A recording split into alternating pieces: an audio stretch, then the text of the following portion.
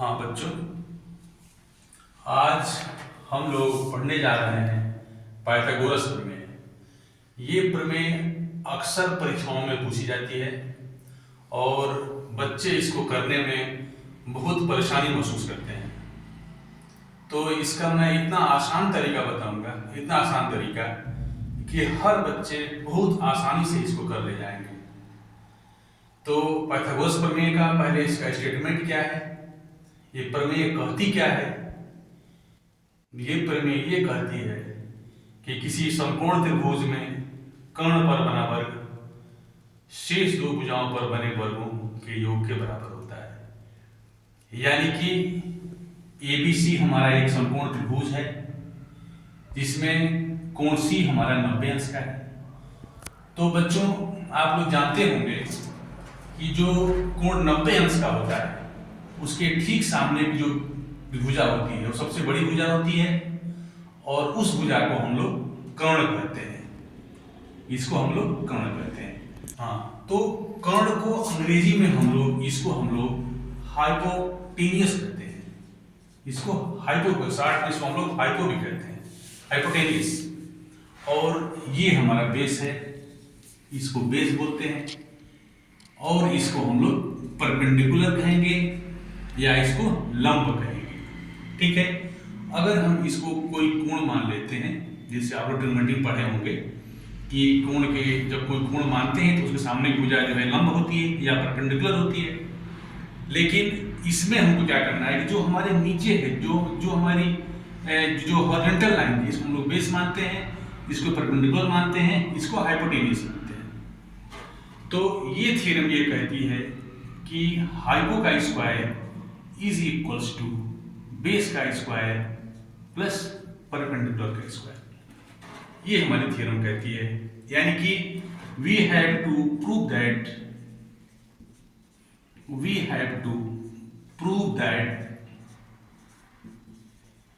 हमको प्रूव करना है, क्या करना है, हाइपो का स्क्वायर। यानी कि हमको प्रूव करना है AB का square is equals to base square यानी कि BC square plus AC square. ये हमें प्रूव करना है। अक्सर बच्चे इसको करना भूल जाते हैं कि हम कैसे करेंगे। तो इसको हम लोग करेंगे बाय सिमिलरिटी मेथड, जो कि क्लास 10th में दिया हुआ है। सिमिलरिटी मेथड, इस थ्योरम को कई लोगों ने कई प्रकार से किया है, लेकिन क्लास 10th में इसको सिमिलरिटी चैप्टर में यानी कि समरूपता पाठ में इसको जो है हल करने का तरीका बताया गया है।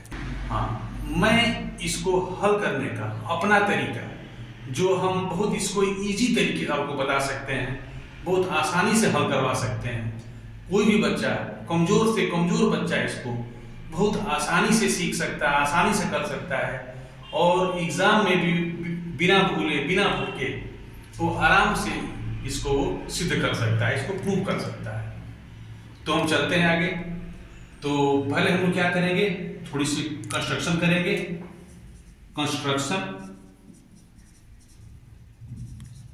कंस्ट्रक्शन इसको हिंदी में हम लोग रचना कहते हैं। थोड़ा सा हम लोग रचना करेंगे। तो हम क्या करेंगे कि C से, जो हमारा C कोण है, यहां से AB पर एक परपेंडिकुलर खींचेंगे। We draw a perpendicular on A from C which is CD. D is a point on AB. D जो है AB पर एक पॉइंट हो गया। तो इस प्रकार हम देख रहे हैं कि हमारा जो ABC एक त्रिभुज था, एक ट्रायंगल था, जो कि अब दो अदर ट्रायंगल में डिवाइड हो गया। एक हमारा ADC हो गया और एक हमारा BDC हो गया। ज्वाइन D to C, हमने D को हमने C से ज्वाइन कर दिया। इतना हो गया। अब हम क्या करेंगे इसके बाद कि आप जैसा कि आप देख रहे हैं कि इस बड़े त्रिभुज में दो त्रिभुज बने हुए हैं, एक हमारा BDC है और एक हमारा ADC है, ठीक है।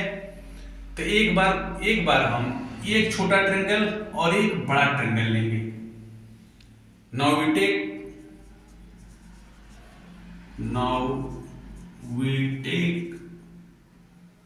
Triangle, now we take triangle ABC and triangle ADC।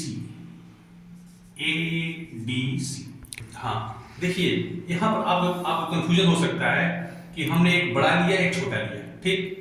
इसमें दो छोटे हैं, एक हमारा छोटा ADC है, एक छोटा हमारा DBC है।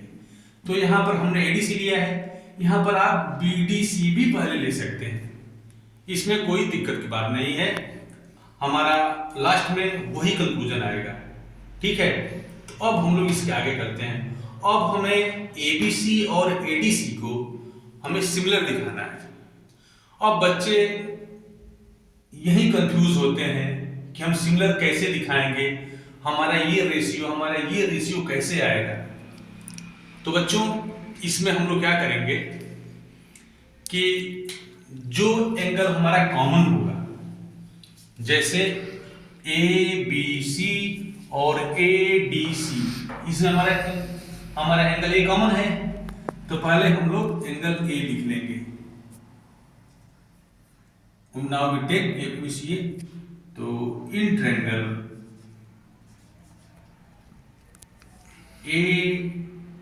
ADC एंड ट्रायंगल ACB हमने ये लिया।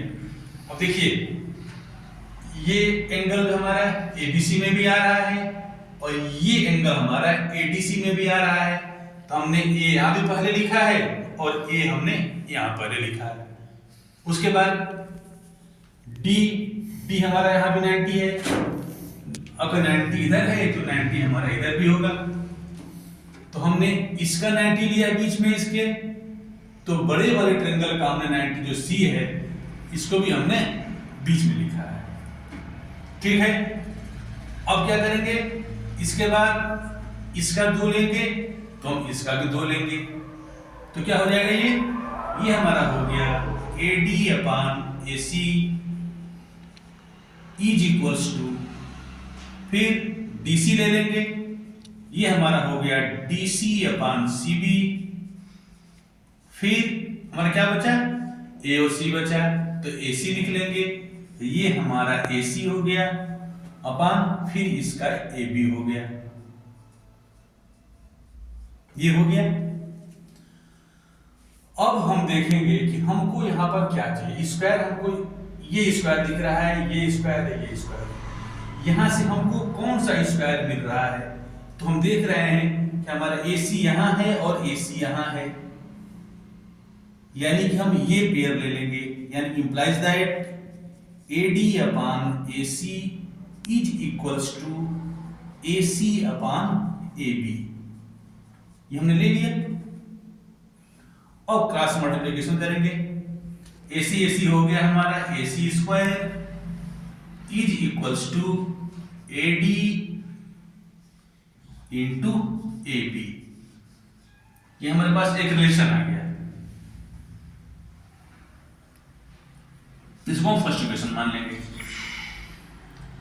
अब हम लेंगे ये छोटा ट्रायंगल और ये बड़ा ट्रायंगल, जैसे हमने यहां पर कॉमन एंगल को हमने पहले लिया है, ठीक उसी प्रकार से यहां पर हम देख रहे हैं कि हमारा एंगल B जो है ये बड़े में भी है और B हमारा छोटे में भी आ रहा है, तो हम एंगल B जो है पहले लिखेंगे।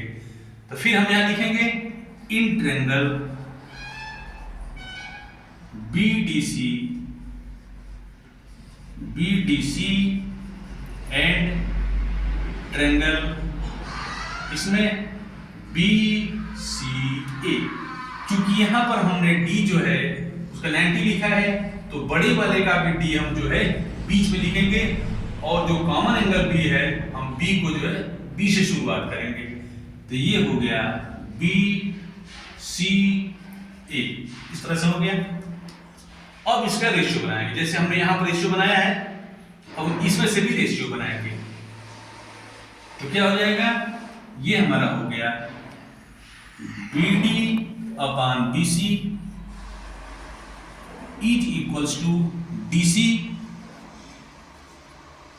Upon CA is equals to, यहां से BC मिल रहा है, B और C लेंगे, BC और यहां से हमारा B और A हो गया, तो यहां हमारा BA हो गया। ठीक, यहां तक क्लियर है? जैसे हमने यहां किया वैसे हमने यहां किया। अब हम यहां चलेंगे, यहां हमको क्या चाहिए, ये AC स्क्वायर हमको मिल चुका है। यहां से हम देखें हमें क्या मिल रहा है, देख रहे हैं कि BC यहां है और BC यहां है, यानी कि हम ये लेंगे और ये लेंगे, तो इम्प्लाइज दैट यहां लिखेंगे BD upon BC is equals to BC upon BA। ऐसे लिख लिया हमने, क्रॉस मल्टीप्लाई करेंगे तो ये हो जाएगा हमारा BC square is equals to BD into BA। हमारा ये इक्वेशन 2 हो गया। हमको 2 इक्वेशन मिल गए, अब इसको हम ऐड कर लें, क्योंकि यहां पर हमको प्लस में लाना है, तो यहां हम लिखेंगे on adding equation 1 and equation 2। तो हम देख रहे हैं कि इसका ये हमारा ये लेफ्ट हैंड साइड है, राइट हैंड साइड है, तो इसका लेफ्ट हैंड साइड और इसका लेफ्ट हैंड साइड एक तरफ लिख लेंगे। तो लिख लिया हमने AC square plus BC square is equals to, AC का हम पहले पार्ट लिख लें, ये हमारा AD इंटू AB है, तो ये हमारा है AD इंटू AB प्लस इसका BD इंटू BA है, ये हमारा हो गया BD इंटू BA। ठीक है, अब हम देख रहे हैं कि हमारे AB BA कॉमन है, दोनों में है, तो इसको हम AB ले सकते हैं, AB कॉमन ले लेंगे, क्या बच गया हमारा, ये हमारा AD और प्लस BD ये बच गया। यहां हम AB लिख लिए, अब AD और BD मिलके क्या होगा, हम यहां देख रहे हैं कि हमारा AD और BD ये मिलकर के AB हो जा रहा है, तो यहां हम लिख लेंगे इसको AB, और AB हमारा हो गया AB square, therefore AC square plus BC square is equals to AB square. इस प्रकार से हमारी ये थ्योरम जो है प्रूफ होती है। Thank you.